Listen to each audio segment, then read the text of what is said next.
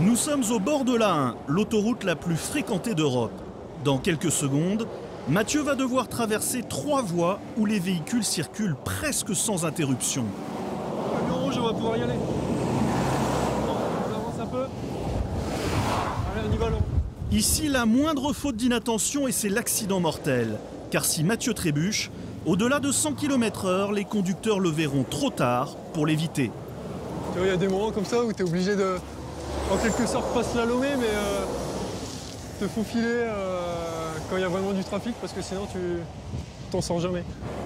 Si Mathieu prend de tels risques, c'est parce qu'il doit réparer un panneau situé entre les 2 sens de circulation. Pour ça, il n'a pas le choix. Il doit traverser la chaussée à pied par 2 fois, à l'aller, puis au retour. Malgré son expérience, Mathieu vient de frôler le pire. En France, on recense au moins 1 mort et une dizaine de blessés chaque année parmi ses collègues. Alors pour travailler sur l'autoroute, Mathieu a dû apprendre à apprivoiser le danger.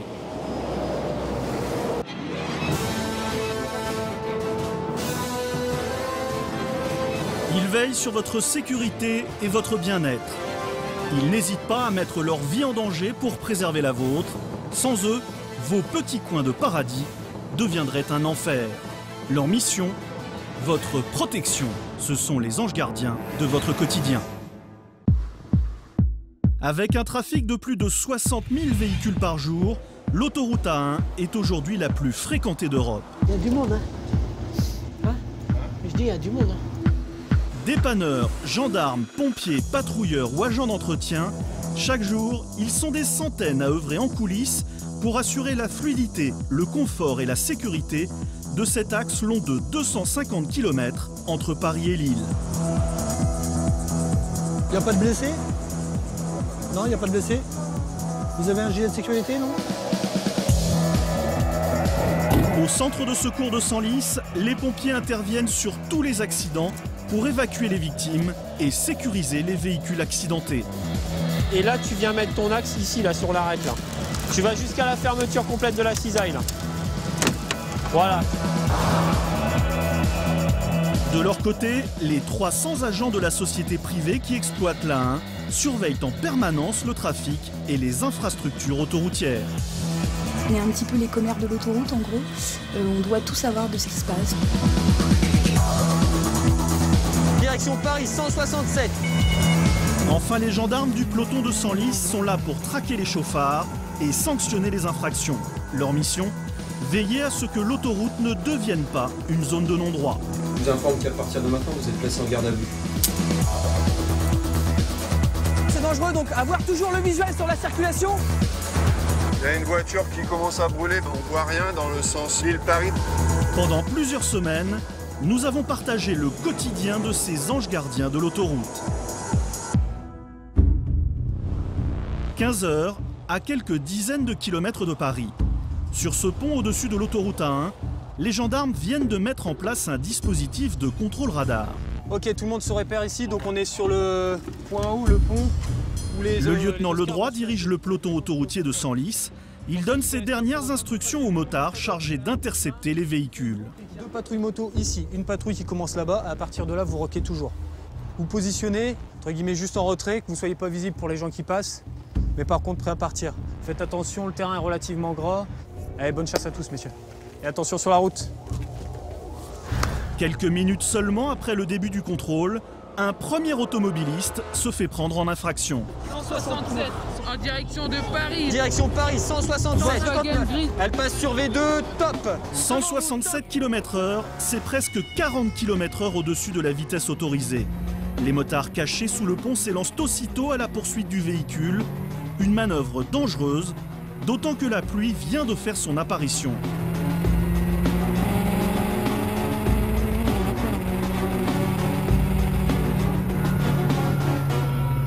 À plus de 200 km/h, il ne leur faut que quelques secondes pour rattraper le monospace et lui intimer l'ordre de sortir de l'autoroute.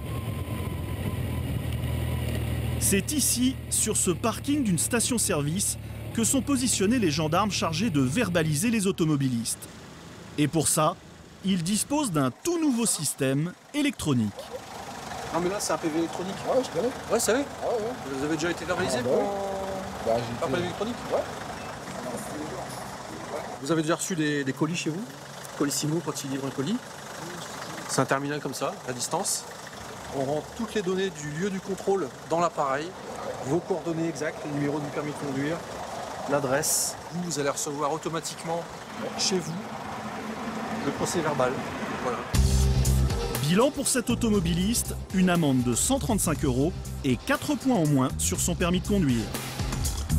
Cet après-midi-là, les gendarmes relèveront 27 excès de vitesse, dont 2 supérieurs à 50 km/h. Vous êtes d'accord avec cette vitesse ou pas? Sur une autoroute, la vitesse, c'est l'ennemi public numéro 1. On estime qu'elle est responsable d'un accident mortel sur 5.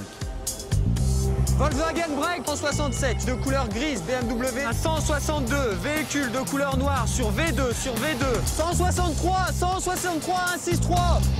Du coup, sur la 1, les excès de vitesse, c'est tolérance zéro.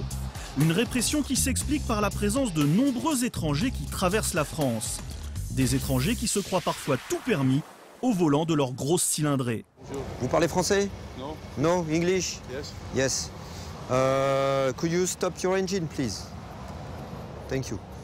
So we control you because you drive too fast. I was speeding. Yes. No, I was behind a car and I want to cross the over. Just after the toll, Yes. we control you to 160 kilometers with this radar. How much? 160 kilometers per hour. No, it's not possible. It's possible. Could I have Les your contrôles driving mobiles aux license? jumelles sont le seul moyen de verbaliser les étrangers qui se moquent complètement des radars automatiques. Car aujourd'hui, la législation européenne ne les oblige pas à payer lorsqu'ils reçoivent ces PV chez eux. Dans son cas, comme il n'est pas français, il doit régler sur place. Sinon, c'est une amende à la base de 135 € qui est minorée à 90 € si on la paye sur place. En fait, ce n'est pas la réduction de l'amende qui incite les étrangers à payer, mais la menace d'immobiliser leur véhicule en cas de refus. Bye bye, au revoir. Pour les gendarmes, c'est le seul moyen de faire pression sur eux. Sur une autoroute, l'autre bête noire des forces de l'ordre, c'est l'alcool. Pendant que le lieutenant Ledroit et ses hommes traquaient les excès de vitesse, une autre patrouille a intercepté cet homme qui a perdu le contrôle de son véhicule, heureusement sans faire de victime. Il va maintenant subir un alcotest. Vous soufflez pas fort, mais c'est longtemps. On continue. Faut pas couper, sans quoi à chaque fois on recommence le cycle. Allez, c'est parti. Vous prenez dans votre main, vous soufflez et allez, c'est parti, on continue. Encore. Stop, c'est bon. 0,97. C'est énorme. C'est énorme. Donc, vous êtes sûr que le dernier verre, c'était 1h du matin? Ouais. Vous êtes certain? Certain. Bon, je pense pas. Ah, si. Alors, c'était des grands verres. Ouais, c'était des gros verres, mais j'ai été Ok, franc. vous venez avec moi? Jusque-là, j'ai été franc avec vous. Ah non? Lors d'un contrôle, on vérifie d'abord l'alcoolémie par litre d'air expiré. Puis on procède à un test sanguin encore plus précis qui détermine, lui, le taux d'alcool pur présent dans le sang. Par expérience, le gendarme sait déjà que cet homme frôle les 2 grammes d'alcool par litre de sang. Et circonstance aggravante, il n'a pas caché avoir fumé du cannabis avant de prendre le volant. Monsieur, je vous informe qu'à partir de maintenant, vous êtes placé en garde à vue. D'accord.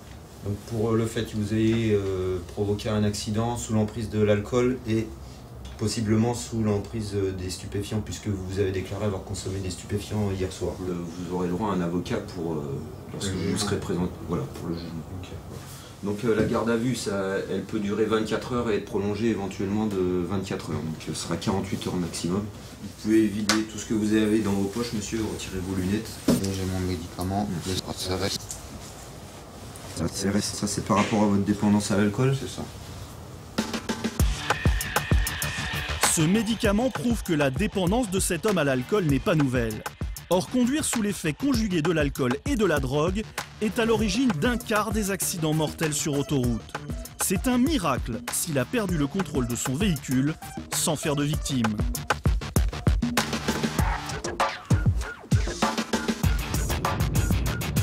Après un passage par l'hôpital pour effectuer un prélèvement sanguin et un test urinaire, Il reviendra à la gendarmerie pour établir sa fiche signalétique, puis il terminera sa journée en cellule de dégrisement. Il va rester là, on va dire 2 petites bonnes heures pour qu'il se repose un peu parce qu'il est très fatigué. Pour sa conduite en état d'ivresse aggravée avec consommation de stupéfiants, ce conducteur encourt 9 000 € d'amende, 3 ans de prison et l'annulation de son permis de conduire.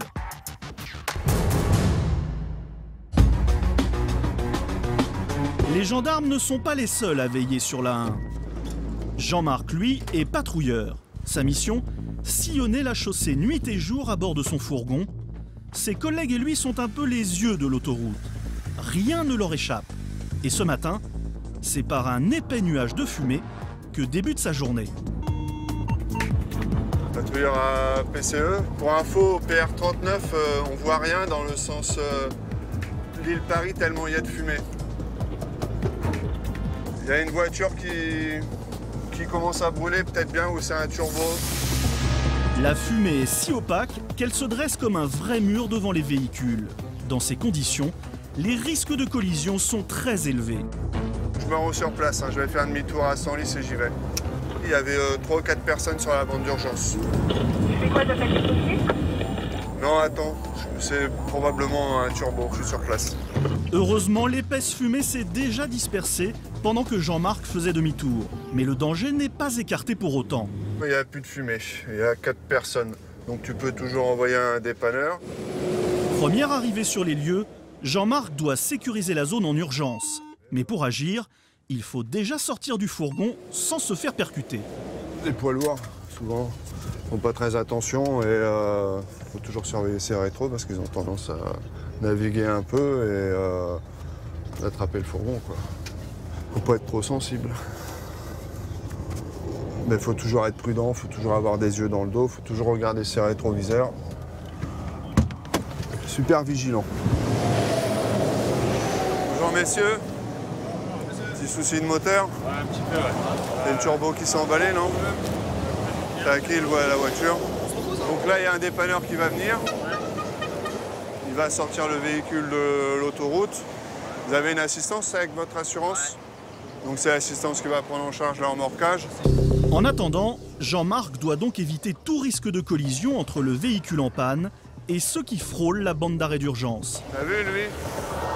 Dans ce genre de situation, les percussions ne sont malheureusement pas rares. Sur une bande d'arrêt d'urgence, l'espérance de vie ne dépasse pas 20 minutes. Ça m'est même déjà arrivé de me faire arracher le cône que j'avais dans la main par un véhicule. Pour te dire qu'il passe vraiment près. Mise en place d'une dizaine de cônes, affichage d'un panneau lumineux à l'arrière de sa fourgonnette, Jean-Marc utilise tous les moyens dont il dispose pour prévenir les usagers d'un danger imminent. Pourtant, les camions continuent de passer à quelques centimètres à peine du véhicule en panne. Jean-Marc décide donc de le déplacer. C'est la meilleure solution pour éviter un drame. Puis il commence à nettoyer la zone en prévision de l'arrivée du dépanneur. Le véhicule a perdu de l'huile et pour éviter que ça glisse. 20 minutes après avoir été prévenu, le dépanneur arrive enfin. Patrouilleur à PCE, arrivée du dépanneur, Alicia. La société privée qui gère l'autoroute A1 oblige toutes les entreprises de dépannage agréées à intervenir systématiquement en moins de 30 minutes. Et ben les petits loups là? Voilà, rapidité, efficacité. Un peu plus loin, Jean-Marc doit établir une nouvelle zone de sécurité sur l'un des ponts qui enjambe la 1. L'opération paraît facile, mais il ne faut surtout pas se fier aux apparences. Jamais croire qu'on est à l'abri, jamais prendre trop d'habitude, parce que c'est pas bon, quoi. On pense plus au danger et puis c'est là que ça arrive. Faut toujours faire gaffe. Il faut dire que pour les patrouilleurs, ce lieu est chargé de souvenirs douloureux. Il y a un collègue d'ailleurs qui a laissé sa peau là, en bas. Un fourgon qui a perdu sa bande de roulement. Mon collègue arrivait, s'est arrêté derrière le fourgon pour aller voir ce qui se passait et demander s'il faut pour une dépanneuse. Il a traversé pour aller chercher la bande de roulement qui était sur les voies et en la ramenant, s'est fait faucher par un véhicule. Mort sur le coup, fatal.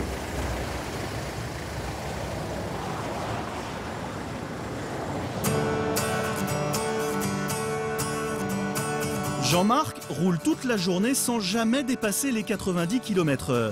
C'est souvent le premier arrivé sur les lieux d'un accident ou d'une panne et toujours le dernier reparti. Même si ça peut paraître monotone quand il se passe rien, mais en fin de compte, il y a l'adrénaline en même temps quand il y a des accidents, des interventions rapides à baliser. Il faut speeder un petit peu, non, j'aime bien. Patrouilleur, j'écoute. Et c'est vrai que sur la 1, les patrouilleurs n'ont jamais le temps de s'ennuyer. Apparemment, un client a eu un malaise. Il aurait percuté le terre-plein central et serait immobilisé sur bande d'urgence. Et là, 66. T'as appelé les pompiers, Licia? Affirmatif, j'arrive. Ok. Les automobilistes accidentés ont eu le bon réflexe de se mettre à l'abri de la glissière de sécurité, comme il faut toujours le faire après un accident. Ça va, monsieur? Ouais. Les pompiers qui arrivent, monsieur, vous inquiétez pas. Cette fois, les victimes ont frôlé le pire. Patrouilleur à PC? Ouais. Le monsieur qui a fait un malaise, il y a sa dame qui l'accompagne, elle a essayé de récupérer un peu le véhicule, elle a tenu le volant, ils ont frotté contre les glissières. D'accord, ok. Jean-Marc maîtrise parfaitement la situation. Grâce à sa liaison permanente avec le PC de l'autoroute, il peut même effectuer un compte-rendu en temps réel de l'intervention. Ouais, ça va, les pompiers donc sont sur place, ils emmènent le client. J'ai neutralisé la bande d'urgence. La voiture elle est roulante, en fin de compte, tu peux dire à Alicia qu'elle annule le dépanneur. La dame va la reprendre. Et là, ils vont bientôt quitter les lieux. Donc le client a été pris en charge, il est dans l'ambulance. Et tant que j'y suis, arrivé de la gendarmerie.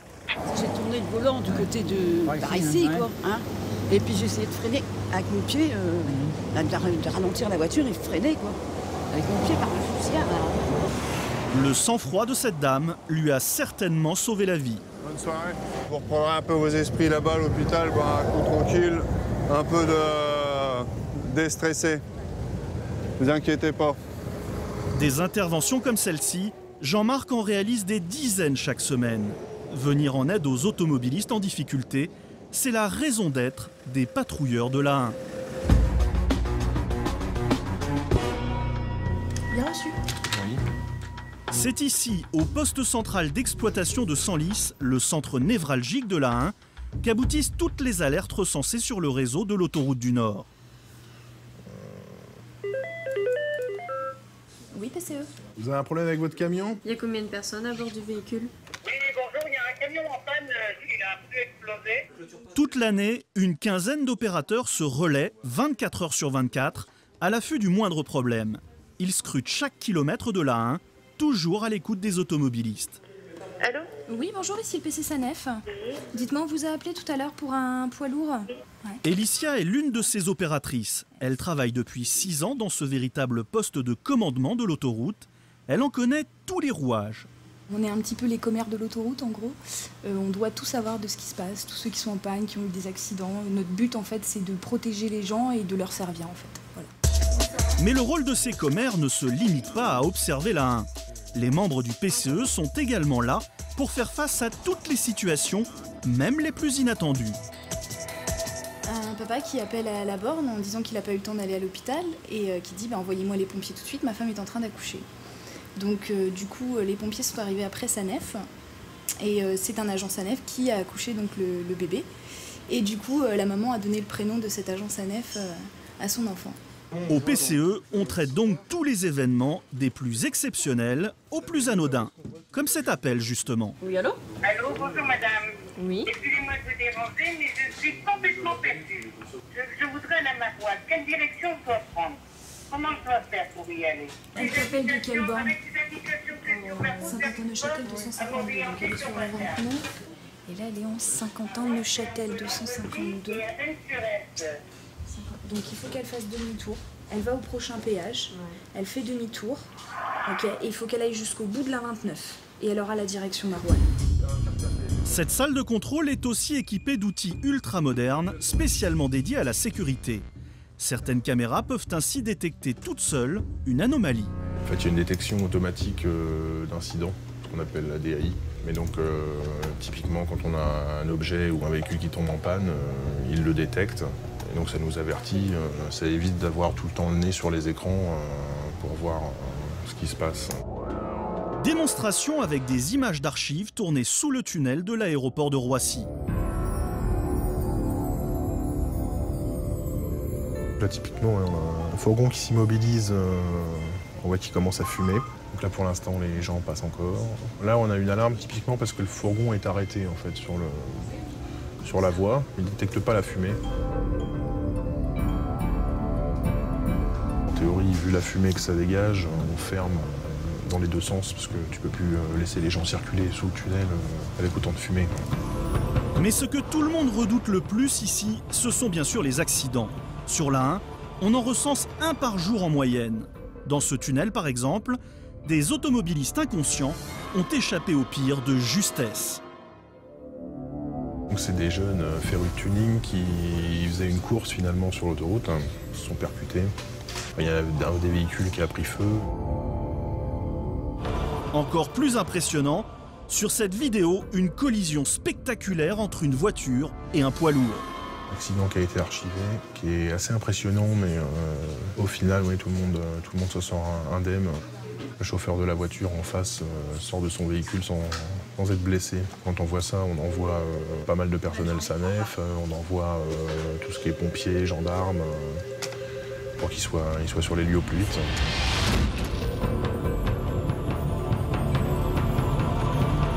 Ce jour-là, un accident aussi étonnant impliquant lui aussi un poids lourd vient justement de se produire à quelques kilomètres de Senlis. Patrick est l'un des chefs d'équipe chargés de l'entretien et de la surveillance de la 1. Il se rend immédiatement sur place. Avec déjà plus de 20 ans d'expérience à son actif sur la 1, Patrick sait que la journée sera difficile. Pour une fois, ce sont les pompiers qui sont arrivés en premier sur les lieux. Ils s'affairent déjà autour du chauffeur, grièvement blessé au cervical. Il faut l'extraire au plus vite de sa cabine, mais auparavant, il faut sécuriser le poids lourd. On est en train de sécuriser le camion, essayer de débrancher les batteries qu'on ne trouve pas. Pour pas que ça brûle. Voilà, pour éviter un départ d'incendie en cas de court-circuit. On va sécuriser le véhicule parce que vous avez vu qu'il est en équilibre. Donc sécuriser le véhicule pour pas que la victime soit aggravée si jamais il bougeait. Et ensuite prendre la victime en charge pour la sécuriser. De toute façon, on attend d'être calé pour sortir. Visiblement, le choc a été d'une violence extrême. Le poids lourd est venu arracher la borne d'appel d'urgence avant de s'écraser sur la glissière en béton armé, la GBA. Pulvérisée sous l'impact, celle-ci a tout de même empêché le camion de traverser la chaussée, ce qui aurait pu avoir des conséquences encore plus dramatiques. Soit il s'est endormi ou il a été gêné. Donc il roulait bien dans le sens Paris-Lille et il a traversé pour se mettre en île Paris. Ou le chauffeur a fait peut-être un malaise, on ne peut pas savoir. Au bout d'une quinzaine de minutes, les pompiers réussissent enfin à sortir le chauffeur de son camion. Il est immédiatement évacué vers l'hôpital de Compiègne, situé à quelques kilomètres de là. Pendant ce temps, Patrick prépare déjà le dégagement du camion.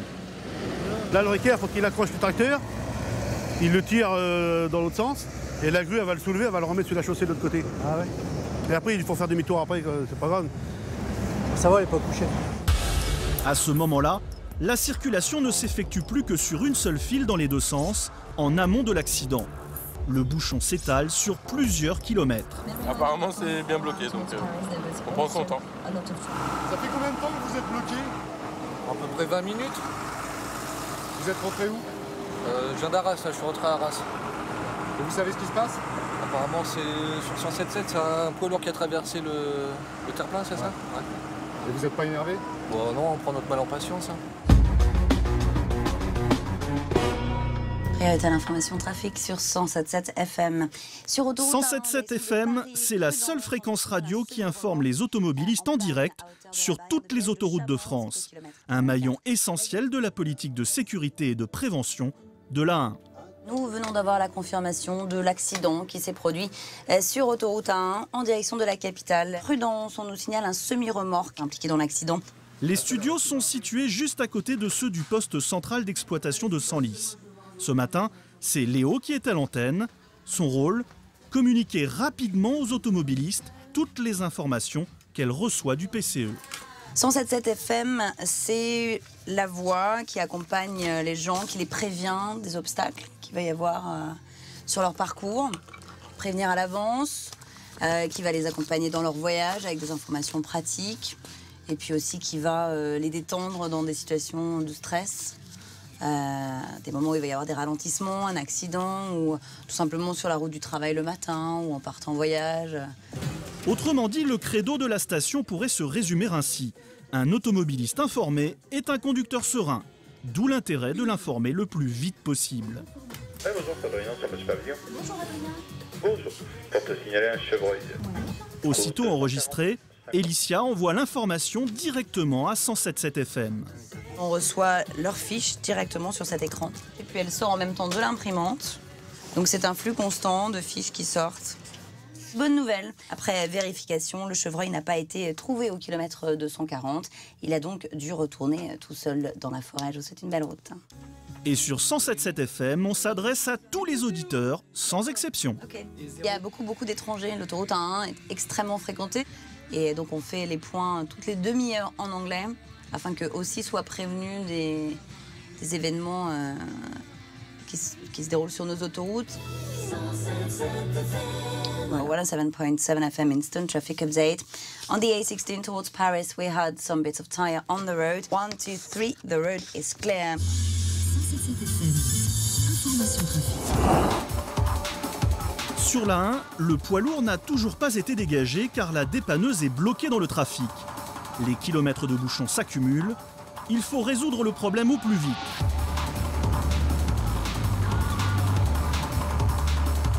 Patrick est allé à la rencontre du camion grue pour lui ouvrir la route.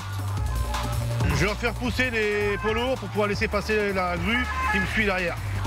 Une mission très délicate, surtout lorsqu'il faut éviter les poids lourds qui bloquent la bande d'arrêt d'urgence. Arrête ! Patrick va batailler dans les bouchons pendant encore plusieurs minutes avant d'atteindre enfin le camion accidenté.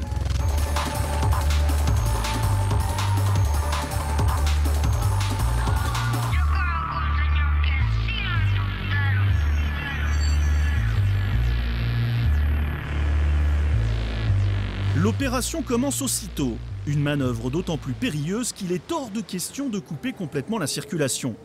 Les dépanneurs doivent donc opérer à quelques mètres à peine du flux des voitures. Et pour Jonathan, arrivé en renfort, il est impératif de libérer des voies de circulation pour résorber le bouchon.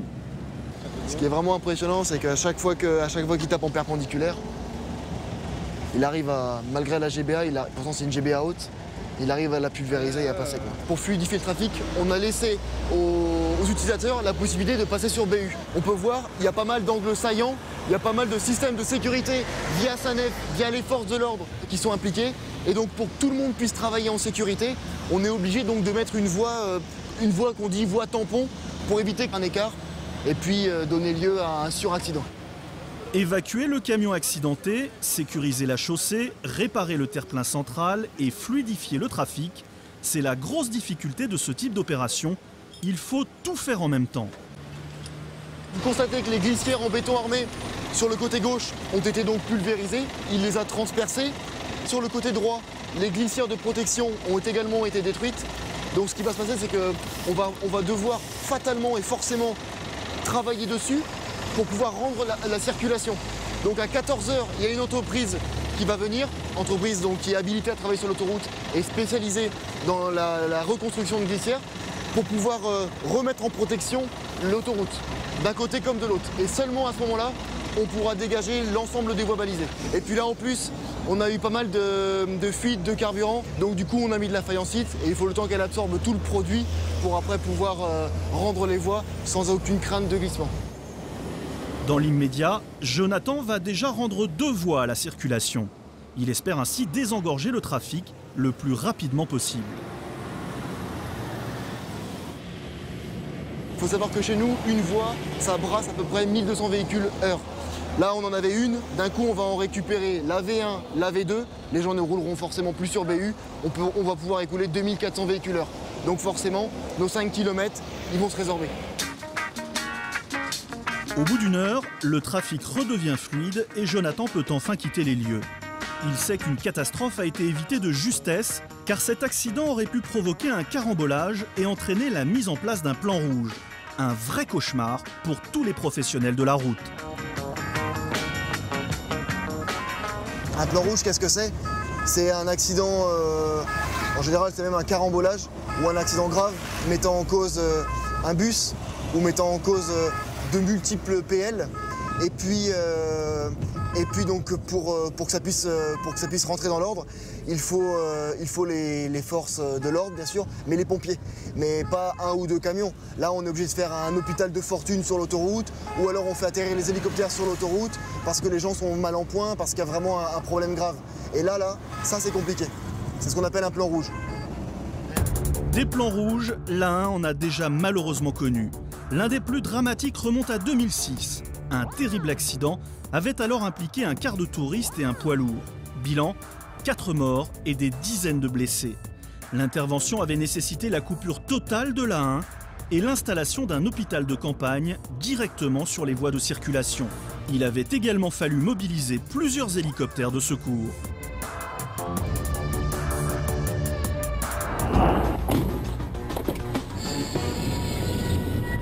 Dans ces cas-là, ce sont notamment les pompiers de Senlis qui interviennent pour désincarcérer les blessés des véhicules accidentés.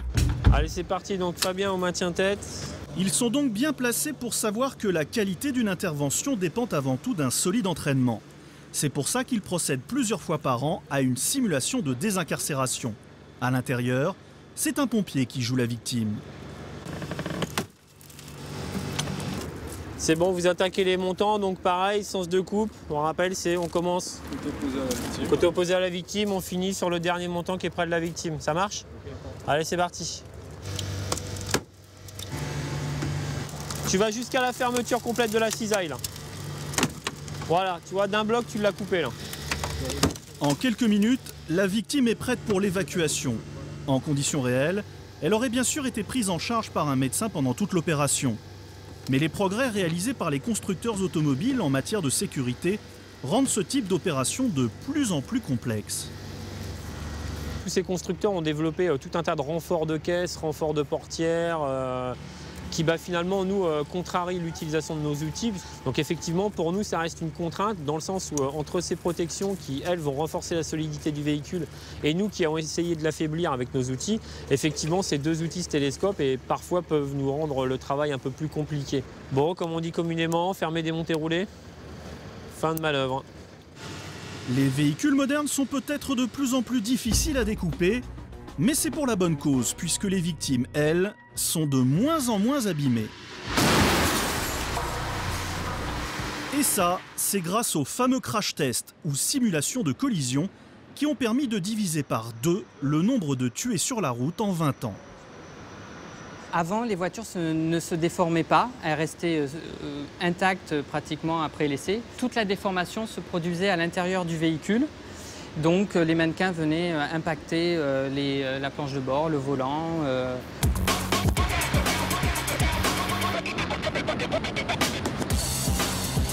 Les enseignements de ces crash tests ont permis d'élever sensiblement les normes de sécurité, obligeant ainsi les constructeurs à renforcer toujours davantage la structure de leurs véhicules.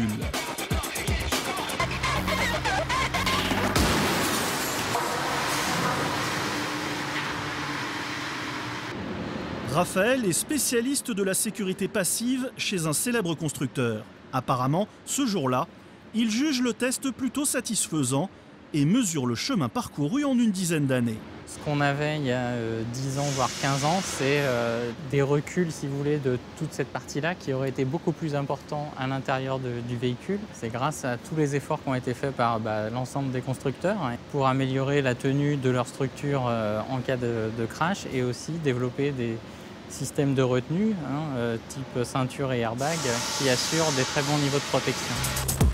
Aujourd'hui, aucun véhicule de série ne peut plus être vendu sur le marché sans avoir d'abord passé tous ces tests de sécurité. Malgré tous les progrès techniques, il y a une chose contre laquelle on ne peut malheureusement rien et qui provoque aujourd'hui encore des accidents souvent mortels. L'inconscience parfois hallucinante de certains automobilistes. Oui, pour vous signaler notre départ en intervention au BK 78 en Paris-Lille. Ce matin-là, Olivier et Yannick patrouillent dans le sens Paris-Lille. Le PC leur a demandé d'intercepter un cycliste. Vous avez bien compris, un homme à vélo circule en ce moment même quelque part sur l'autoroute. C'est une situation d'extrême urgence. Coq 60 de Pampé à Senlis. Oui, concernant le vélo sur autoroute, est-ce qu'on a d'autres appels le signalant un peu plus loin? On signale également une caravane en panne dans le même secteur. Olivier et Yannick commencent à deviner ce qu'il se passe. Il a laissé donc le véhicule et il est parti chercher de l'essence à la station, peut-être en vélo. Ben oui, c'est peut-être notre gars en vélo qui a des clés sur vélo pour aller chercher de l'essence.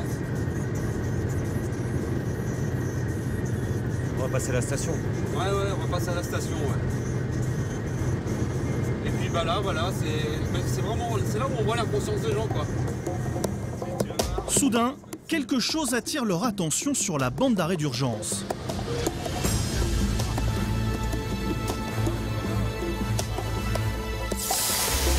Olivier et Yannick n'avaient jamais vu ça. Le cycliste pédale tranquillement à contresens sur l'autoroute. Il faut immédiatement l'arrêter avant qu'il se fasse percuter ou qu'il provoque un accident en détournant l'attention d'un conducteur surpris. Donc là, on va faire demi-tour pour... je sais pas où on va sortir par contre. Le problème, c'est que les gendarmes roulaient trop vite pour s'arrêter. Ils doivent repartir en sens inverse. Un vrai jeu du chat et de la souris commence. L'enjeu, sauver malgré lui ce cycliste totalement inconscient. J'y crois pas. Il semblait atterré. Un peu, c'est... c'est quand même très surprenant. Mais le cycliste a aperçu la voiture des gendarmes. Il sait qu'il est en infraction et va tenter de leur échapper en se cachant derrière le talus. Oui, affirmatif, on l'a aperçu, mais vraiment trop tard. On a fait demi-tour, on va prendre une porte d'accès pour arriver sur les lieux. Apparemment, c'est un véhicule qui est tombé en panne d'essence. Ce seraient des gens de Belgique. Finalement, Yannick et Olivier retrouvent leur cycliste qui croyait les avoir semés. Ils ne sont pas seulement estomaqués par son inconscience, ils sont aussi furieux des risques qu'il va les obliger à prendre pour l'intercepter. Bien parti dès notre départ. Après avoir fait courir des risques à lui, aux autres usagers, il va nous en faire courir à nous. Parce qu'on va devoir marcher sur la bande d'arrêt d'urgence à notre tour. Pour rejoindre le cycliste qui est retourné à sa caravane comme si de rien n'était, Olivier et Yannick doivent effectivement emprunter eux aussi la bande d'arrêt d'urgence, extrêmement étroite à cet endroit. Bonjour messieurs, dames.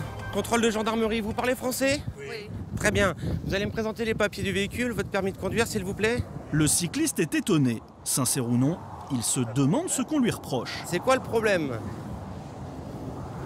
Je vais vous expliquer. Vous n'avez pas eu l'impression de vous mettre en danger, vous, les autres usagers, et maintenant nous, qui sommes obligés de marcher sur la bande d'arrêt d'urgence d'une autoroute à grande circulation, jour férié? Ça vous a pas fait peur? Non. Non. Sur l'autoroute, il y a des règles. On ne fait pas n'importe quoi sur l'autoroute. Vous êtes en panne sur la bande d'arrêt d'urgence, aussi bien d'un côté ou de l'autre, il y a des bornes SOS. Dès lors qu'on a un problème sur une bande d'arrêt d'urgence, un véhicule en panne, on va à la borne. Donc j'espère que vous avez compris maintenant les règles. D'abord souriant, l'homme a compris que les gendarmes ne plaisantent pas. Il se demande maintenant ce que va lui coûter son inconscience. On fait pas n'importe quoi sur autoroute. Les gendarmes doivent maintenant verbaliser le cycliste. Mais là, nouveau problème, rouler en vélo sur une autoroute est tellement exceptionnel que ce cas n'est même pas répertorié par le code des infractions. Olivier ne peut que dresser l'amende prévue pour un piéton pris en train de marcher sur une bande d'arrêt d'urgence. C'est une contravention de première classe. Ce qui veut dire donc ça veut dire que c'est... Alors c'est 11 €. 11 €, une sanction vraiment dérisoire au vu des risques que cet homme a pris pour lui-même et pour les autres automobilistes. Et quelques jours plus tard, les gendarmes devront même verbaliser un homme encore plus inconscient qui roulait carrément en fauteuil roulant sur le bord de l'autoroute. Pour contrôler les infractions les plus difficiles à relever, les gendarmes de l'A1 peuvent aussi prendre de la hauteur. Cet hélicoptère équipé d'une caméra hyper puissante, c'est le nec plus ultra de la lutte contre les chauffards. Là, l'hélicoptère va nous permettre de détecter beaucoup plus facilement les infractions qu'on a du mal à voir du sol. J'entends par là le non-respect des distances de sécurité. Premier exemple, moins de 10 minutes après le décollage. Théoriquement, il faut 50 mètres d'écart minimum entre deux véhicules qui roulent à 90 km/h. Regardez cette file de camions, ce n'est manifestement pas le cas. La distance de sécurité n'est pas du tout respectée là. Si le premier freine, c'est l'accident assuré. Plus grave encore, deux des poids lourds sont en train de se doubler, toujours sans respecter les distances minimales de sécurité. Et là, on a quand même une situation relativement dangereuse, puisque les V2 sont prises par des poids lourds qui vont mettre plusieurs kilomètres à doubler le poids lourd sur la droite. Et là, à ce moment-là, vous avez les véhicules légers qui sont obligés de prendre la V3. Et on a toujours des situations délicates à ce moment-là. Malheureusement, qu'ils cherchent à se doubler ou pas, ce non-respect des distances de sécurité est très fréquent chez les routiers. Les poids lourds ont souvent l'habitude d'attendre le dernier moment pour essayer de doubler quelqu'un sur la première voie, notamment des autres véhicules lourds. Ils vont quasiment jusqu'à être à 2 mètres du véhicule qui les précède pour profiter au maximum de l'aspiration, se lancer sur la voie du milieu pour dépasser. Très mauvaise habitude, puisque si à ce moment-là le premier véhicule freine brutalement, c'est l'accident assuré et impliquant deux poids lourds, donc tout de suite un accident très très grave. Pour leur non-respect des distances de sécurité, ces chauffeurs encourent une amende de 135 € ainsi qu'un retrait de 3 points sur leur permis. Et le jaune qui va rentrer également sur l'air, voilà, les deux sont pris en compte. L'autre infraction très facile à voir depuis le ciel, ce sont les voitures qui roulent trop longtemps et sans raison apparente sur une voie de dépassement, ce qui est interdit par le code de la route. Exemple avec cette berline noire qui roule depuis très longtemps sur la V3 ou voie de gauche. Et là, on voit bien qu'il y a une V3, là, le véhicule noir. C'est flagrant si vous l'avez sur votre image. Oui, tout à fait. Elle reste bien sur la voie de gauche, alors qu'il n'y a plus de véhicule à doubler sur la V2. Ce qui oblige le véhicule de derrière, s'il désire la doubler, à doubler par la droite. Voilà, comportement très dangereux. Alors si vous pouvez me prendre sa plaque d'immatriculation.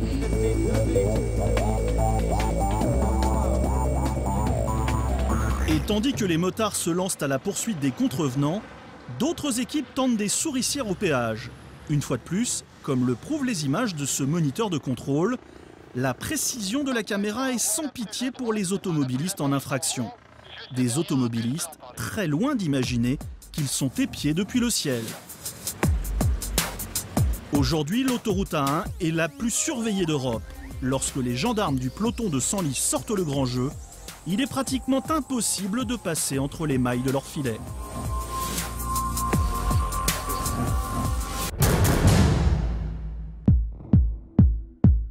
Dans quelques instants, vous découvrirez que l'autoroute A1 est une vraie ruche dont l'activité ne s'arrête jamais, de jour comme de nuit. Vous verrez également que même par temps calme et sans problème de circulation, la moindre faute d'inattention peut se payer très cher. On va regarder, c'est les réservoirs et puis c'est le gasoil là. Enfin, grâce aux patrouilleurs, vous vivrez la journée que tous les anges gardiens de l'autoroute redoutent le plus, celle des grands départs en vacances. Il y a du monde, il y a du monde.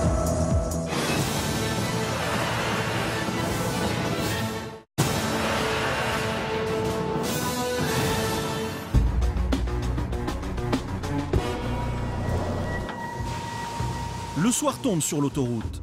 Johan est conducteur de travaux. Pour ces hommes et lui, un compte à rebours vient de commencer. Ils ont une seule nuit devant eux pour refaire entièrement le revêtement de cette gare de péage. Quels que soient les problèmes qu'ils pourront rencontrer, elle doit absolument rouvrir demain matin. Il y a beaucoup de personnel sur le terrain. On a les rouleaux compacteurs, il y a beaucoup de bonhommes à pied. Après, on va voir, il y a aussi les gros engins d'application d'enrobé qui vont arriver. La température de l'enrobé qui est très chaud, on peut aller jusqu'à pas loin de 200 degrés la température de l'enrobé qui est mis sur la route. Et après, ici au niveau des raboteuses, c'est très dangereux. Pareil, ici on a la chargeuse, donc le petit bulldozer qui vient pour ramasser, pour prendre les différentes couches d'enrobé.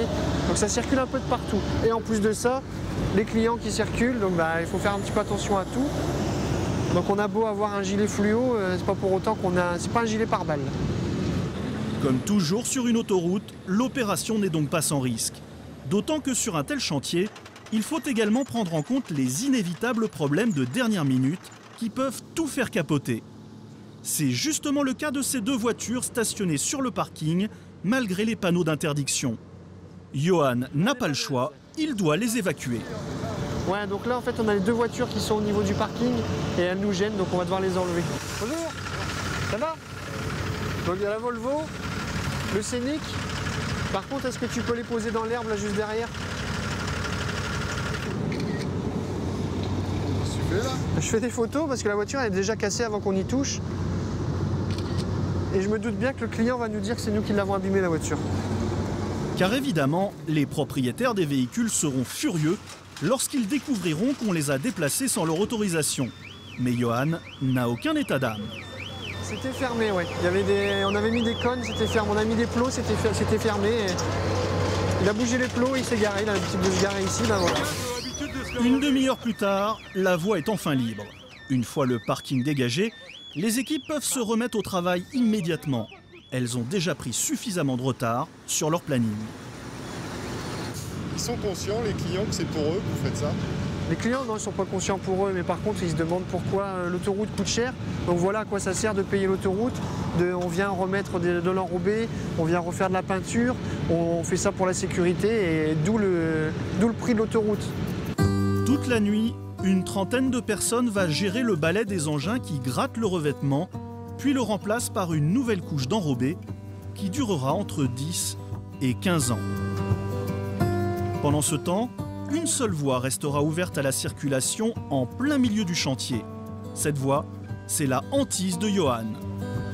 Alors là, voilà, surtout pour s'arrêter dans 2 secondes. Donc là, maintenant, il est debout sur les freins. Et il a gagné quoi? Il n'a rien gagné. Il nous a fait voir qu'il savait conduire son camion. C'est super, on est content pour lui. C'est un manque de respect alors qu'ils savent très bien. À longueur d'année, ils sont sur la route.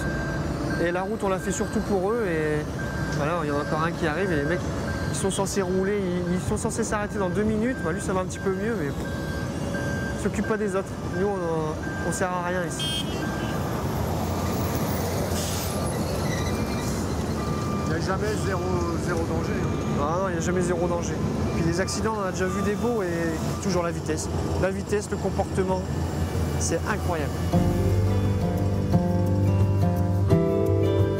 Chaque année, la société qui exploite l'A1 rénove une vingtaine de kilomètres de chaussée pour un coût moyen qui peut atteindre 600 000 € le kilomètre.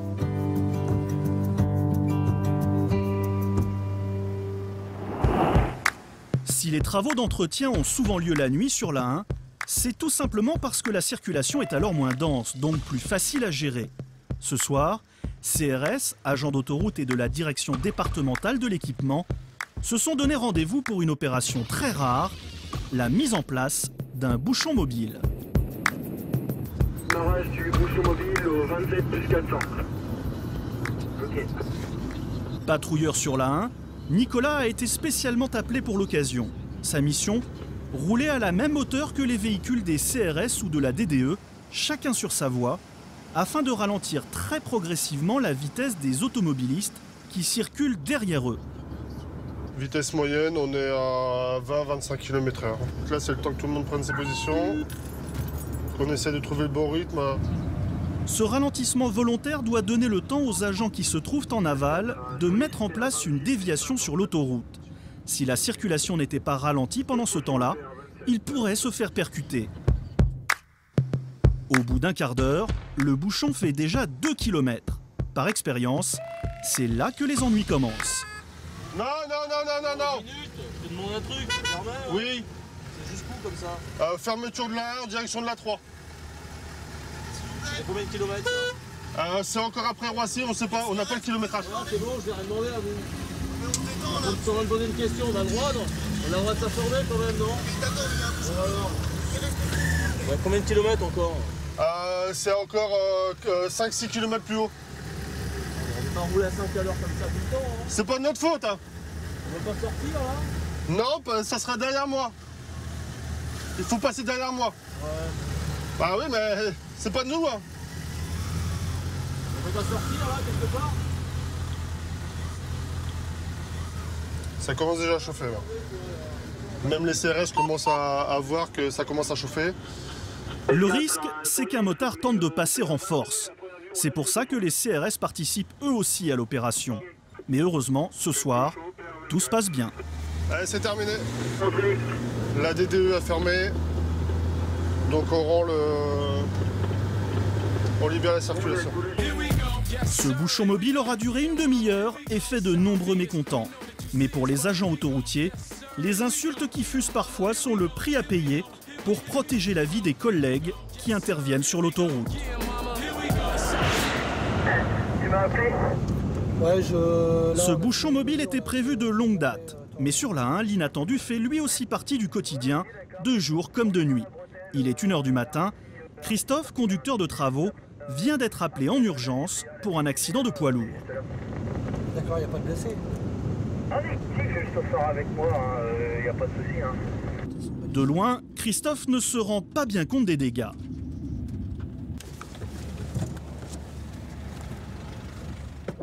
Un petit peu plus loin, on va mettre des cônes un peu plus loin. Mais il découvre bientôt le poids lourd complètement éventré, couché dans le fossé.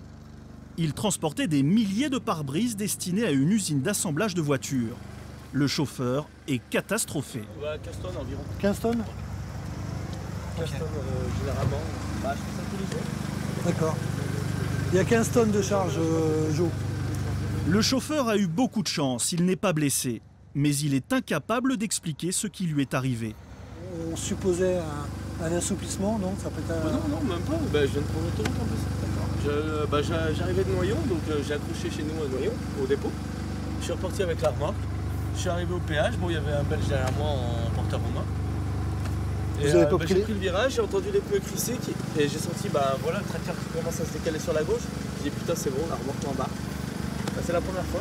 Vous l'avez pas pris un peu vite la bretelle, non? Ouais, non, bon, non, il est temps de partir, il est temps de se lancer, je comprends pas. Et puis même pour faire les griffes, qu'il a fait sur l'enrobé, là, je comprends pas. Pour Christophe, l'urgence est maintenant de vérifier l'état des réservoirs de carburant.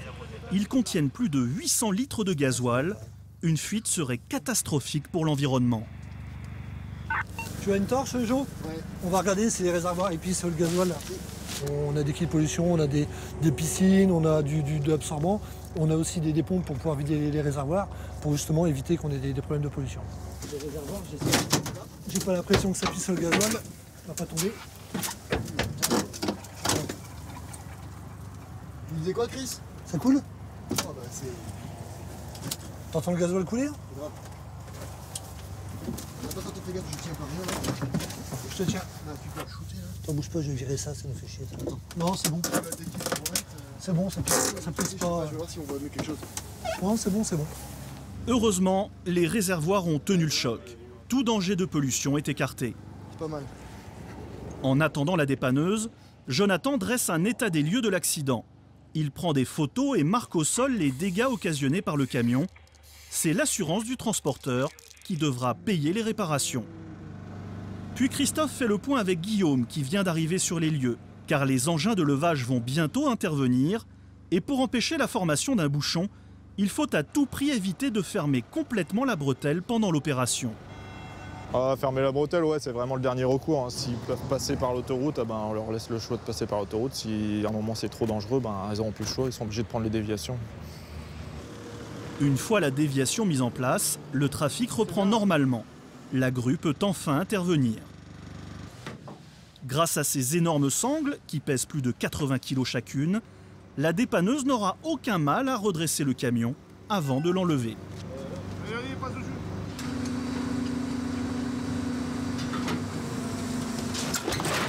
Finalement, le poids lourd est extrait du bas-côté en moins d'1 heure. Un record pour ce type d'opération. Le camion il est remis sur ses roues avec le plateau, là. Mais bon, il y a encore à moitié dans l'accotement, mais ça avance. Oh bah ça se termine hein. Je vois ça, ouais. On va aller se coucher. Le poids lourd est aussitôt remorqué. Il ne faudra que quelques minutes supplémentaires pour rouvrir complètement cette bretelle d'accès à l'autoroute A1. J'ai juste besoin d'une question à peu près. Combien de temps la réouverture de la bretelle? Bah là j'attends que la grue elle s'en aille et puis dans 20 minutes, même pas, un quart d'heure, 20 minutes. Ouais, c'est bon. Je vais pour moi annoncer au COG. Pas de problème. La nuit, les dépanneurs et les employés de l'autoroute ne sont pas les seuls sur la brèche. Sur la 1, les gendarmes aussi multiplient les interventions. Ce soir, la patrouille du peloton de Senlis vient d'être appelée sur cette aire de service pour une plainte. Motif, un vol de clés de voiture. Alors le monsieur est allé aux toilettes, a posé les clés sans doute sur un lavabo pendant qu'il se lavait les mains. Et le temps qu'ils finissent de se laver les mains, ses clés avaient disparu. Sur place, Arnaud et Kamel retrouvent la victime. Une mauvaise blague, c'est peut-être on va, oui. Ou alors une mauvaise blague, genre on les jette à la poubelle, voilà. Dans une poubelle. Donc on va s'occuper de vous, monsieur. On va déjà voir si quelqu'un a vu à l'intérieur qui aurait pu faire ça. Est-ce qu'il y a quelqu'un d'autre aussi dans votre véhicule ou est-ce que vous êtes seul? Il est fermé, le véhicule. Oui, mais celui qui a les clés peut l'ouvrir, votre véhicule, et partir avec. Ouais, mais on est 3 là. D'accord, d'accord. Donc surveillez. Vous n'avez rien vu de bizarre? Non? Les caissières n'ont rien vu d'anormal. Par acquis de conscience, les gendarmes décident malgré tout de vérifier par eux-mêmes les sanitaires. S'il s'agit d'une blague, les clés s'y trouvent peut-être encore.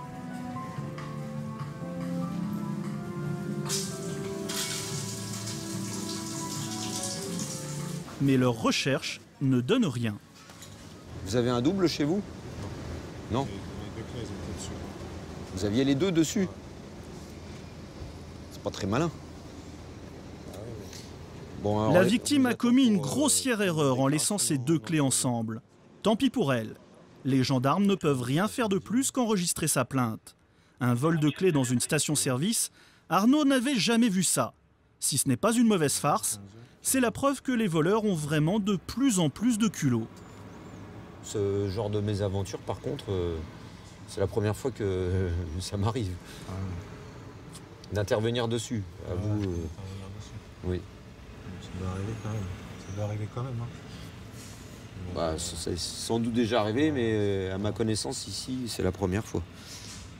Donc le véhicule, on va le faire retirer par un dépanneur parce que comme la personne s'est fait dérober les clés, s'il laisse son véhicule sans surveillance, celui qui a peut-être dérobé les clés peut très bien arriver, puis ouvrir la voiture classiquement et puis démarrer et partir.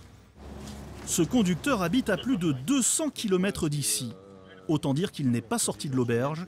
Sans clé, il devra attendre que son concessionnaire lui en envoie une autre. Bon, ben, on va poursuivre.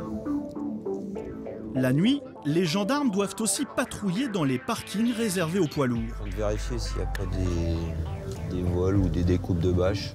Ici, les vols de cargaison sont très fréquents. Dans certains secteurs, c'est presque devenu une industrie. Donc celui-ci, il a ouvert ses portes pour signaler aux voleurs potentiels qu'il n'y a rien à bord de sa remorque, ça ne sert à rien de lui découper sa bâche. Preuve que le phénomène a pris une ampleur dramatique ces dernières années. Presque tous les camions portent des traces de visites nocturnes.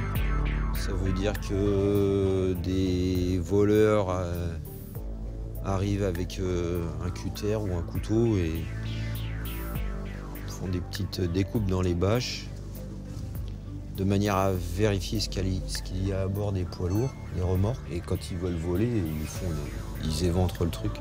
Ces marques, on les appelle des virgules. Et ce qui intéresse particulièrement les voleurs, ce sont les ordinateurs et les appareils électroménagers. C'est donc pendant les fêtes de fin d'année que les effractions sont les plus fréquentes. Mais cette nuit, il n'y a rien à signaler. Tout est calme. Le lendemain matin, c'est une journée un peu particulière qui commence pour les anges gardiens de l'A1. Dans quelques heures débuteront les grands départs en vacances. Le trafic va brutalement augmenter de 20%. Tout doit être parfait pour accueillir cet afflux massif de vacanciers. Il est 6 h du matin. Sébastien vient à peine de commencer sa patrouille. Oui, dis donc, j'ai un animal sur la V3. Moi, je me branche sur 107 et dès que l'info passe, je vais le ramasser. Donc, il est sur V3, 42 650, Paris-Lille. Ok, je te fais ça. Merci. 107.7 FM, l'information trafic en temps réel. Attention donc sur l'autoroute 1 vers Lille. Il y aurait un objet, il y a même un objet, c'est sûr, c'est confirmé, sur la voie de gauche au point kilométrique 42 au niveau de la sortie 8 sans les bons secours. Restez prudents. Un patrouilleur SNAF est sur place, il va traverser les voies pour ramasser cet objet sur la voie de gauche sur l'autoroute 1 vers Lille au point kilométrique 42. Bon, bah, l'info est donnée. Donc on va aller ramasser donc ce chat. Bon, on va s'équiper. On va prendre un sac. Alors, ce que je vais faire, c'est on va regarder dans l'état qu'il est, savoir s'il faut prendre la pelle ou pas. Non, il a l'air encore correct, donc on va le ramasser uniquement avec un sac. Traverser une autoroute en courant et risquer sa vie pour ramasser un simple chat mort peut paraître démesuré. Mais la dépouille de cet animal représente un vrai danger pour la circulation. Un automobiliste pourrait donner un coup de volant au dernier moment afin de l'éviter. C'est dangereux là. Comment? C'est dangereux là. Ouais, c'est dangereux, donc avoir toujours le visuel sur la circulation. Et je vais en profiter pour ramasser.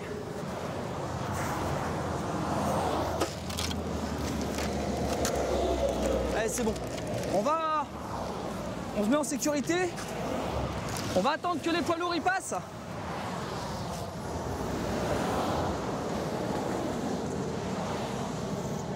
On va y aller après, hein.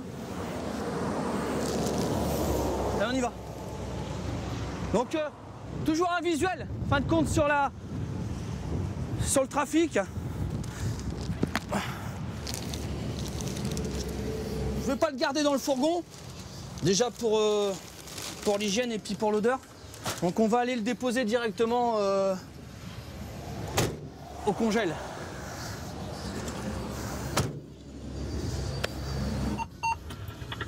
Patrouilleur RPC ? Ouais, donc pour info, c'est ramassé, hein. Donc sur V3, le chat a terminé. Sa mission remplie, Sébastien retourne au centre d'exploitation de l'autoroute. C'est où ici? Bon, c'est un local où, en fin de compte, il y a des véhicules qui sont stockés. Et on a, en fin de compte, à dispo, là, parce qu'on a mis un congélateur, en fin de compte, pour éviter de laisser les animaux, en fin de compte, à l'air libre. Donc on les congèle, en fin de compte. C'est plus hygiénique. Et après, vous en faites quoi? C'est des sociétés, en fin de compte, de Carichas qui viennent récupérer les animaux, en fin de compte. Déjà, oui, écoutez, ouais, il doit y avoir... alors,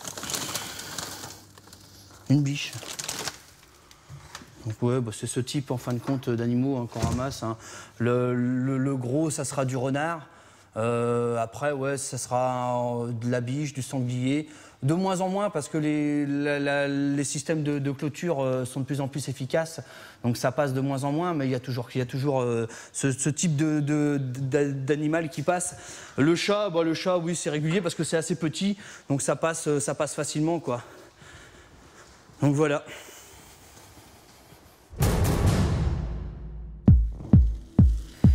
Dans quelques instants, vous découvrirez que l'entretien des abords et des aires de l'autoroute n'est pas une mince affaire. Une mission souvent ingrate, mais absolument nécessaire. Qu'est-ce qui vous arrive? Vous vivrez également une grande journée de départ en vacances comme vous ne l'avez jamais vu. Le poids, c'est pas bon. Aux côtés de ceux qui œuvrent dans l'ombre pour limiter les risques d'accident. Allez-y, ne vous inquiétez pas, je suis là. Merci beaucoup. Allez, bon courage.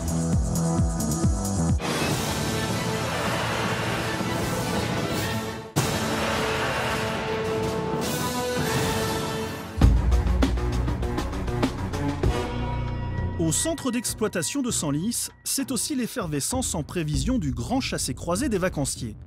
C'est ici que se retrouvent les équipes techniques et que la société stocke tous les engins qui interviennent sur l'autoroute.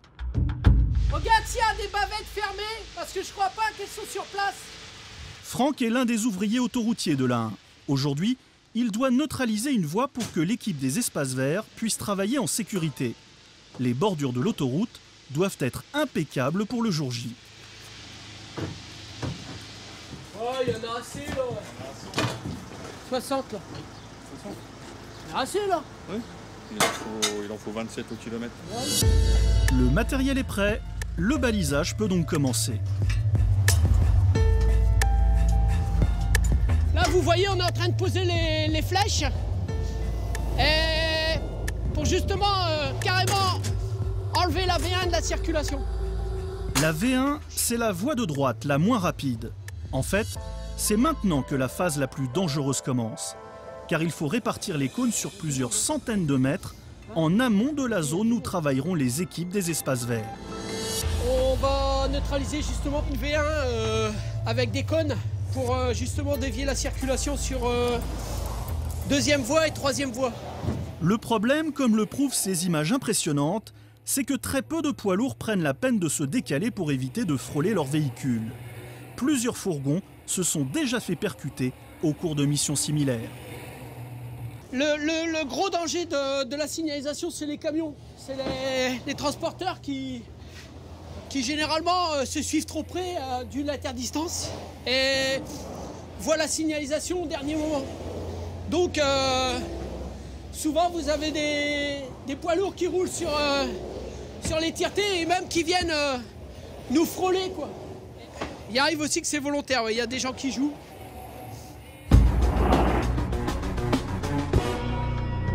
Si Franck et son équipe prennent autant de risques, c'est donc pour assurer la protection des personnels du service d'entretien.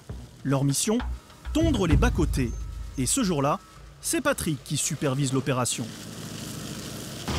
On fauche pour la propreté de l'autoroute et en cas d'incendie, qu'il n'y ait pas de talus qui brûle entièrement. Et pour qu'on puisse voir les glissières pour la sécurité et que les gens puissent enjamber les glissières en cas d'arrêt sur bande d'arrêt d'urgence. Car c'est bien ça la principale raison de cet entretien.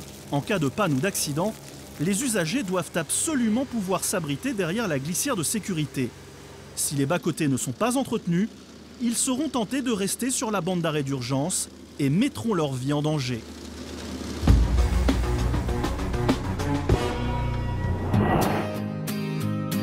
Enfin, une autoroute bien entretenue, ce sont aussi des aires de repos impeccables. Et ça, c'est le boulot de Bernard. Sur la 1, les sanitaires sont nettoyés tous les jours, c'est une obligation. Car c'est souvent ici que les clients jugent de la qualité et du confort de l'autoroute. Alors pas question de laisser passer quoi que ce soit avant l'arrivée des vacanciers. C'est une image de marque, disons, les gens payent, il faut qu'il y ait quand même un service rendu derrière. Ça fait partie du jeu, disons, en fin de compte. La somnolence est la première cause de mortalité sur les routes. C'est pour ça qu'il est recommandé de faire une pause toutes les 2 heures. Ainsi, Bernard et son équipe doivent tout faire pour donner envie aux clients de profiter des aires de repos. Ces espaces doivent donc rester propres, coûte que coûte. Le problème, c'est les gens qui ne vont pas mettre leurs déchets dans les poubelles, c'est les gens qui ne respectent pas le travail des autres, en fin de compte. C'est du genre je paye, alors je fais ce que je veux. C'est un peu la mentalité de certaines personnes. Il y a des gens, c'est un jeu, parce qu'il faut vraiment se demander comment ils font pour le salir au point où ils le salissent. Il y en a, ils font des concours. Allez, c'est bon. On va voir les toilettes. Nettoyer les sanitaires. A priori, on pourrait penser que ce travail, bien qu'assez désagréable, n'est pas trop compliqué. L'urinoir, ouais, ça va, c'est à peu près propre. Il y a un peu de papier. Oh, il y a quelqu'un. Mais ne vous fiez pas aux apparences, car le matériel est tellement sollicité que les pannes sont fréquentes. Et puis il faut aussi faire face aux nombreux actes de vandalisme. Là, il y a sûrement une panne de chasse d'eau. On va vérifier dans le local technique. Vous pouvez constater, c'est déjà tagué, Bien souvent, ça c'est démonté, les porte-manteaux sont démontés. On nous vole des portes. Avant, sur ce sanitaire-là, il y avait des petits WC pour les enfants. Les gens les démontaient, ils nous les volaient. Ils emmenaient les WC. Ici donc, tout se vole. Même les tuiles ou les parpaings des bâtiments disparaissent. Et Bernard doit gérer 13 aires de repos comme celle-ci. Avec les poubelles à vider 2 fois par semaine, ce n'est pas une mince affaire. On arrive à évacuer plus de 400 tonnes par an. La plupart de ces déchets sont recyclés, mais il faut également récupérer ceux qui sont éparpillés un peu partout. À 5 mètres d'une poubelle, ouais, vous pouvez voir le résultat. Ces détritus abandonnés par des usagers mal élevés doivent être ramassés un par un. Et c'est parti. Veiller à la propreté de l'autoroute est donc une mission compliquée, en grande partie à cause du comportement parfois scandaleux de certains clients. Les routiers, c'est comme tous, hein. Il y en a des bons, il y en a des mauvais. Hein. Quand vous voyez toutes les bouteilles d'urine qui se promènent sur le bord de l'autoroute, les gars pissent dans les bouteilles, ils jettent. Pour pas avoir à s'arrêter, pour pas perdre de temps. On en retrouve des centaines. Si tu regardes là sur le bord, tiens, il y en avait une là. Encore une là. Sur la 1, on trouve en moyenne une aire de repos tous les 20 km. De quoi faire une pause toutes les 10 minutes. Entretien des bas-côtés, nettoyage des aires de repos, tout est maintenant prêt pour accueillir les premiers départs en vacances. Plus de 40 000 véhicules en partance pour le sud de la France sont attendus et déjà les premières difficultés apparaissent.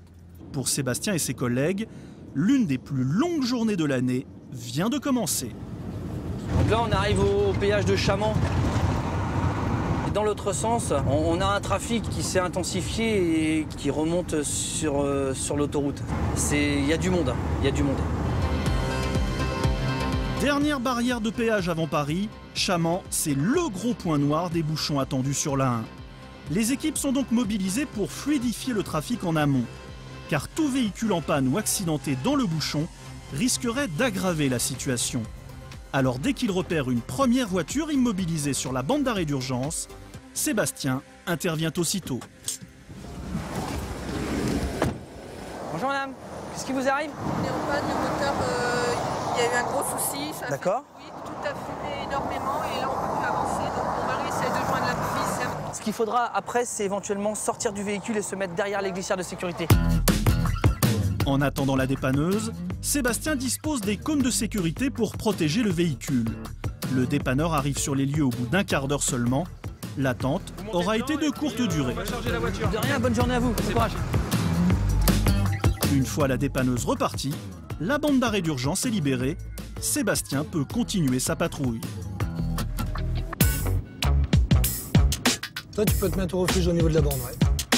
Pour cette journée très spéciale, c'est Christophe qui est chargé de superviser les interventions de ses collègues sur le terrain. Au total, ils sont une dizaine à patrouiller. Salut Christophe. Ouais, la queue de bouchon est au 57 plus 600.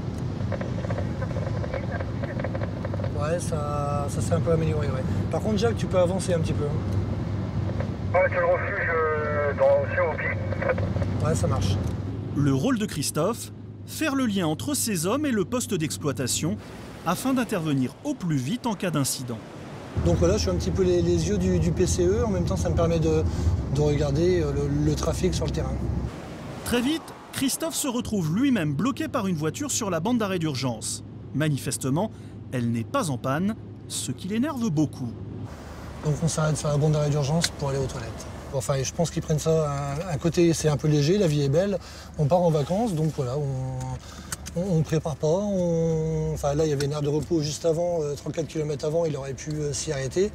Non, on s'arrête sur bande d'arrêt d'urgence et puis voilà quoi. Soulagé, l'automobiliste reprend tranquillement sa route sans réaliser les risques que son comportement a fait courir à ses passagers. Sans parler de la gêne occasionnée au personnel chargé de la surveillance de l'autoroute. La vie est belle. Un peu plus loin, le trafic reprend de la vitesse. Mais paradoxalement, cela inquiète beaucoup Christophe. C'est une circulation plus en accordéon. Et donc c'est là que c'est un petit peu dangereux, parce qu'il y a des moments où la circulation elle repart sur 70-80 km à l'heure et d'un seul coup ça se met à bloquer. Donc c'est dans ces moments-là on peut rencontrer des soucis en termes de circulation ou en termes d'accident. Comme le craignait Christophe, un accident vient justement de se produire. Un patrouilleur est déjà sur place pour protéger les 3 véhicules immobilisés sur la voie de droite. Il n'y a pas de blessés? Vous avez un gilet de sécurité, non? D'accord. Cette fois-ci, pas de blessés, mais visiblement cette dame est choquée. Ça s'est passé comment? Monsieur m'est rentré dedans et il est arrivé derrière moi, il m'est rentré dedans et du coup ça a ricoché. Ok. Dans une telle situation, Christophe se transforme en homme à tout faire. Il réconforte les victimes avant de libérer la chaussée.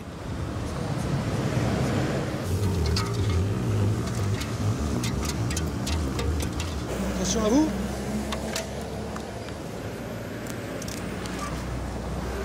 Tu me fais un balisage de BU? Je vais vous embêter 2 minutes, je veux juste que vous passiez derrière la glissière, s'il vous plaît. Je vais vous donner un coup de main. Ça va aller? Ça marche, restez là. Comment ça fonctionne pour les constats? Bah, on les remplit tout de suite? Les gendarmes vont arriver, mais vous pouvez commencer. Monsieur, restez derrière les glissières, s'il vous plaît. Bon, effectivement, ils partent en vacances, effectivement, la voiture est cassée, mais bon, c'est que du matériel. Hein. Donc on essaie de les aider. On leur explique un petit peu comment il faut faire au niveau sécurité, parce qu'ils n'ont pas toujours le bon réflexe, hein. Ils ont tendance un petit peu à divaguer un peu sur les voies. Donc on les emmène derrière les barrières, et puis après on les prend en charge, on est là pour les conseiller aussi. Le but du jeu, c'est que ça soit bien, voilà, que ça se passe bien pour tout le monde, quoi. Moi j'étais à l'arrêt, donc ça m'a... Ça, vous marquez aussi que vous étiez à l'arrêt, et c'est le véhicule qui vous a percuté. Donc dans ces cas-là, c'est le véhicule qui percute à la fin, c'est lui qui est responsable. Hein. En attendant la dépanneuse, les automobilistes commencent à remplir le constat d'accident non sans mal. Encore une fois, c'est Christophe qui prend les choses en main. Monsieur, lui, il n'y a pas d'observation, c'est lui qui percute, donc il n'y a pas d'observation. Là, il faudra mettre 1 et monsieur, il faudra mettre 0. Ouais, donc il n'y a pas de blessés sur place. Hein. Et les circonstances de l'accident, en fin de compte, le véhicule caravane est arrêté sur V1, l'autre véhicule est arrêté aussi sur V1 et on a une Clio qui vient percuter tout le monde à l'arrêt. Christophe pense alors en avoir terminé avec cette affaire. Mais il se trompe. Il y a un passager clandestin qui n'est pas monté dans son véhicule. Alors pourquoi, je ne sais pas. La caravane est partie, le garagiste est parti et la dame, à mon avis, elle est au téléphone et puis elle pense que le péage, il n'est pas loin. Mais elle a 1 km et quelques à faire, elle va se retrouver sur la plateforme, voilà. C'est très bien ça, franchement, c'est magnifique. Cette femme prend des risques inutiles. Christophe décide donc de rattraper la caravane. C'est bien gentil, mais... Where is your wife? Ouais. Why? Why? On est sur l'autoroute? C'est interdit? I don't know. You ici. Non, vous restez ici maintenant. Elle va arriver, vous restez ici, ok? Partir sans sa femme, Christophe n'en revient pas. La bêtise des gens, ça embête tout le monde. En plus, cette dame-là, elle n'est pas toute jeune, donc elle va mettre un temps fou.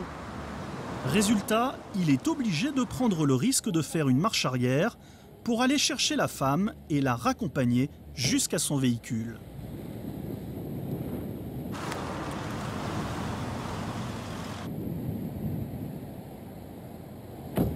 La scène est caractéristique. Les agents autoroutiers dépensent souvent beaucoup d'énergie pour gérer des situations qui ne devraient même pas se produire.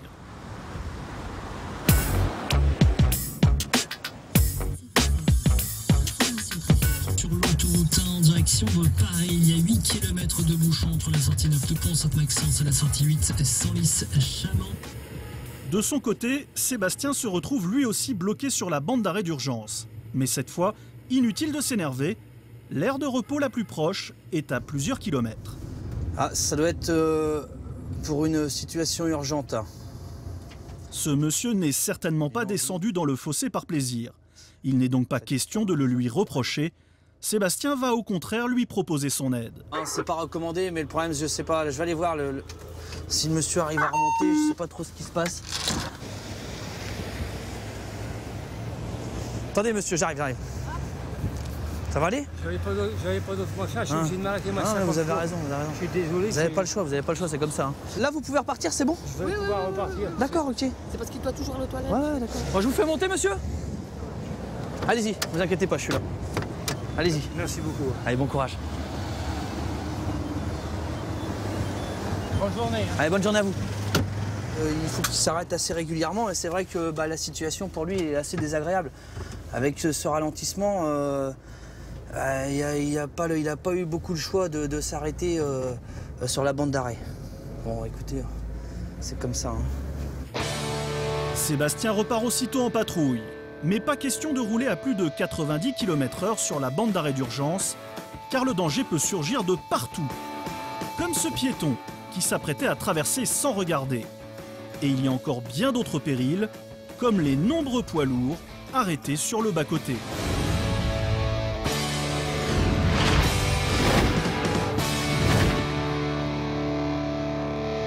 Tous ces chauffeurs-là, ils ont des coupures à respecter à des heures précises. C'est-à-dire que sur son disque, s'il ne fait pas sa coupure, il pourrait avoir des problèmes après, donc si on le contrôle. Là, il s'arrête un peu. Ah ouais, non mais c'est... C'est évidemment très dangereux pour tout le monde. Et si certains chauffeurs s'arrêtent n'importe où, n'importe quand, c'est parce que la loi leur impose une pause minimum de 15 minutes après 4h30 de conduite. Plutôt que de se faire verbaliser en cas de dépassement, ils n'hésitent pas à s'arrêter sur le bord de la route. Ouais. Time minute. 2 minutes. Ok. Ah, donc voilà, la situation elle est là. Donc on a un chauffeur qui s'est mis en coupure, qui est certainement en fin de compte était dans le bouchon, qui a vu son tachygraphe en fin de compte lui indiquer son heure de pause, son heure de coupure. Donc là il lui reste 2 minutes. Donc là on peut rien faire. Donc il va finir ces 2 minutes là et le chauffeur repart. C'est tout le problème de Sébastien. Alors que le stationnement sauvage de ce camion représente un danger potentiel évident, il n'a aucune autorité pour l'obliger à libérer la voie d'arrêt d'urgence et doit se contenter d'attendre son départ.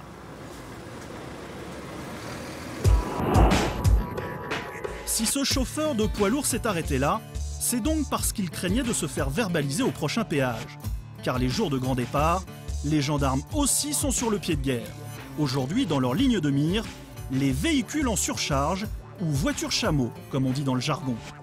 Et là, manifestement, ils viennent de décrocher le gros lot. Tu vas prendre la voiture, on va l'emmener à la pesée et on va vérifier le poids total. Il parle français un peu le monsieur ou pas? Anglais? Moi je parle pas tellement anglais non plus. Hein. Espagnol? Bonjour. Vous parlez un peu français? Un petit peu français? Non? Vous allez où? Where to go? Maroc? Tunisie? Maroc? Ok. On va peser le véhicule. Ok? On va peser le véhicule. Le poids. C'est pas bon. No good. Ok? Regardez, là vous voyez les avions là. Ouais. Donc là, vous allez nous suivre. Follow me. Ok? Follow me. Ok? Avec le véhicule. Bon, allez, on y va. Départ de vacances. On voit bien que le véhicule a une surcharge apparente. Sur une autoroute saturée, une voiture aussi chargée est une vraie bombe ambulante. Allez-y, monsieur. D'autant que son poids la rend beaucoup plus difficile à manœuvrer. Stop! La pesée peut commencer et le verdict de la balance 800 kg à l'avant.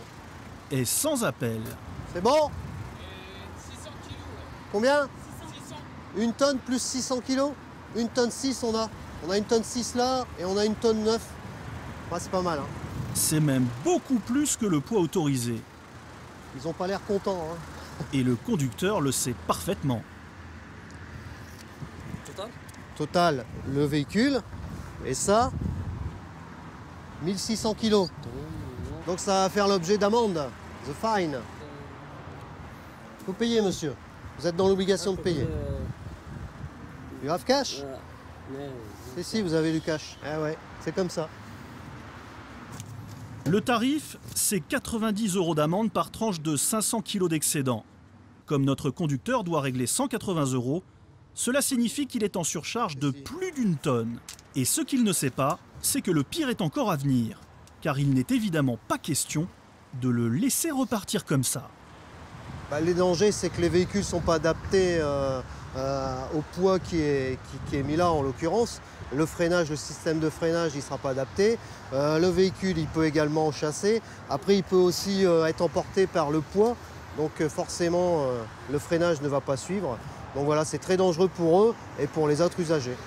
Donc là, ils ont été dans l'obligation de payer, chose qui a été faite. Maintenant, ils ne peuvent pas repartir dans l'état actuel, étant donné que le véhicule est toujours en surcharge. Il va falloir qu'ils déchargent une partie de la marchandise pour pouvoir repartir en direction du Maroc. Électroménager, outillage, meubles ou vêtements, ce véhicule était en fait un vrai supermarché monté sur roulette. Le problème, c'est que son propriétaire habite la Hollande et qu'il se rend au Maroc. Pas sûr qu'il fera tous les voyages nécessaires pour récupérer ses biens petit à petit. Dans ce genre de situation, les objets abandonnés finissent souvent à la benne. Tant pis pour les contrevenants, sur l'A1, on ne plaisante pas avec la sécurité. Gendarmes, patrouilleurs, agents d'entretien, pompiers ou encore dépanneurs, grâce à l'action quotidienne et souvent invisible de tous ces anges gardiens, les autoroutes françaises et particulièrement l'A1 sont aujourd'hui 5 fois plus sûres que toutes les autres voies de circulation nationale.